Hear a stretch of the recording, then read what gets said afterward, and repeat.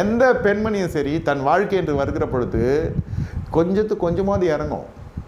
இது வேணான்னா நீ போ, நான் பார்த்துக்கிறேன்னு தாவீது.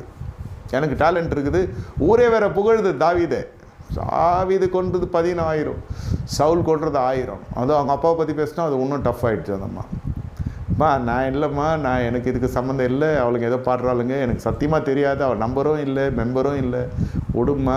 ஏதாவது ஒரு வாட்டி இறங்கும் அந்தம்மா. நீ வந்தாவா வரலாம், இப்போ எனக்கு என் ஃபேன்ஸ் இருக்கிறாங்க, எனக்கு என் பிலீவர்ஸ் இருக்கிறாங்க, எனக்கு ஒரு ஜனங்க எல்லாம் இந்த மாதிரி புகழ்ச்சி தான். சமுதாய ரீதியில் உயர்ந்து வருகிற ஒவ்வொருவருடைய வீட்டிலும் இந்த பிரச்சனைகள் போய் கொண்டிருக்கிறது. அதை முதல்ல வீட்டை நீங்கள் சரி பண்ணிட்டு தான் நீங்கள் வெளில வந்து உங்கள் வாழ்க்கை நல்லாயிருக்கும், ஆரோக்கியமாக இருக்கும். இப்படி பசியும் பஞ்சமாக நீங்கள் வெளில வந்தீங்களாக்கா என்ன சொல்லுகிறது? திருப்தி உள்ளவன் தேன்குட்டை மிதிப்பான், பசியாக இருக்கிறவன் மிக